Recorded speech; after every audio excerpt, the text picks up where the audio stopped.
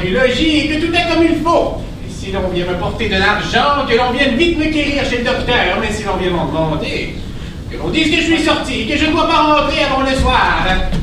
Oh, monsieur, je vous trouve enfin, j'ai eu peur de vous manquer. Mais qu'y a-t-il encore, Lisette? C'est à propos des emplettes. Et quoi, les emplettes? Le marchand n'avait pas tout ce qu'il fallait. Là n'est pas de problème, il y avait de tout en bonne quantité et en belle qualité. Seulement, à la suite de la dernière sécheresse, les prix ont augmenté alors. Alors, comme vous m'avez donné mon temps juste, j'ai dû payer de mon propre sou. J'ai eu peur que ce ne soit plus grave. Il est fort important que le repas de ce soir soit un véritable festin, digne de Gargantua. Et je voudrais que l'on en parle encore dans 100 ans. Ne vous inquiétez pas, vos invités seront éblouis. Mais avant que je retourne à la cuisine, pourrais-je récupérer mes 2 piastres? Je te les donnerai plus tard. Je le savais.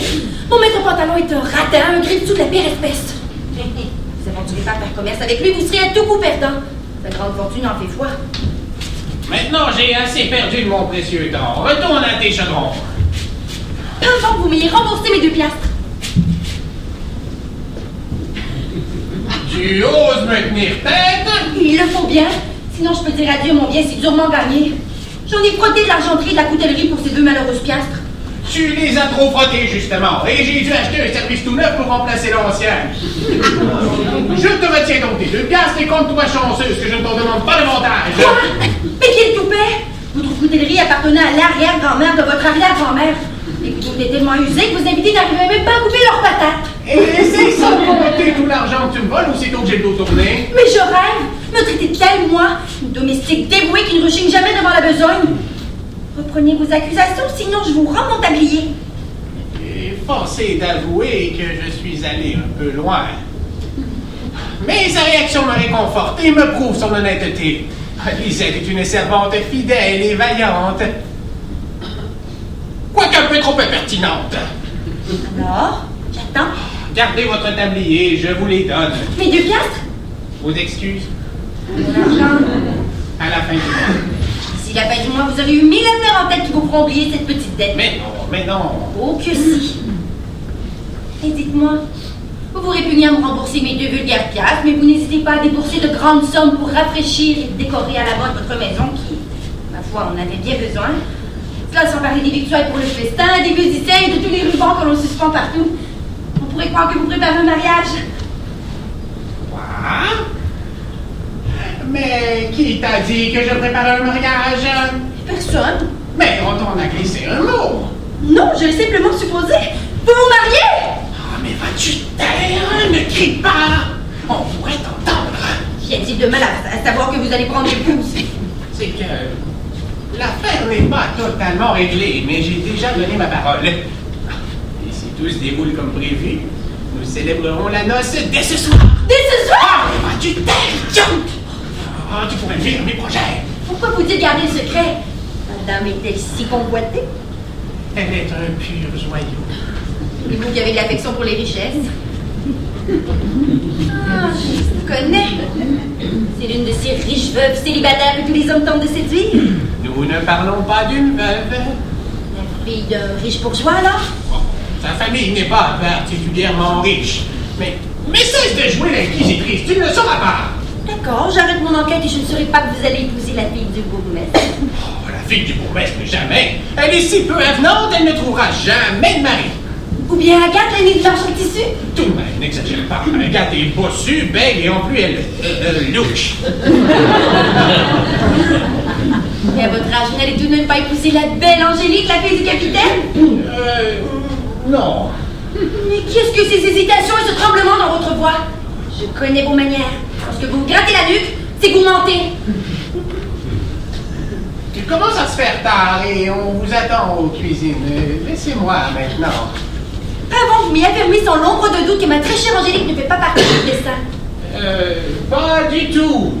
Celle qui deviendra ma femme, vous êtes totalement inconnue car elle vient d'une autre ville que la nôtre. J'ai peine à vous croire. Vous vous êtes gratté une fois de plus. Maintenant, avouez. Je suis ton maître. Et moi, votre servante. Il est du devoir d'une servante d'aller au-devant de son maître lorsqu'il s'apprête à faire un faux pas. Mais cela ne te concerne pas. Cela me concerne car Angélique est une amie très précieuse. J'en suis maintenant convaincu, vous complotez pour l'épouser. Ah, petite impertinente que tu es! Tu m'as fait dire ce que je m'étais juré de ne pas dévoiler avant ce soir afin de ne pas compromettre mes plans. Oh, je ne voudrais surtout pas que ma promise l'apprenne avant que le moment soit venu. Il ne le sait pas encore. Oh, son père revient d'un court voyage en fin de journée. Il lui apprendra la bonne nouvelle. Bonne nouvelle, vous dites? Laissez-lui au moins la liberté d'en juger par elle-même. Mais maintenant que tu es au courant, le secret va te brûler la langue et tu ne manqueras pas de le recracher. Ah, et la rumeur va se répandre plus vite que ta plume au grand vent. Oh, et je peux dire adieu à une vieillesse douce et mielleuse. Ne vous inquiétez pas. Je ne dirai rien. Bon, Assurément. et je me permets d'en douter.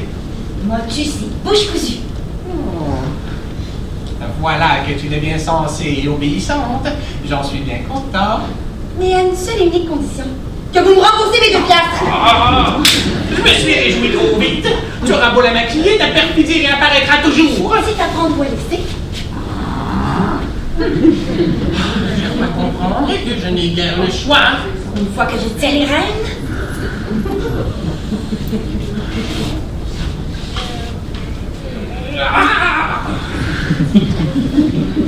Et 2 de plus en intérêt. Mon intérêt? Il ne s'est même pas écoulé 1 heure. Vous refusez? Oh, je résiste à cette extorsion. Bien. Oyez, oyez, tout le monde, ce soir, il y a... Mais vas-tu taire? Ah, c'est bon, voilà tes 2 autres piastres. Et quel chantage, tu es sans scrupules. Pourquoi avoir des scrupules lorsque l'on voit son maître?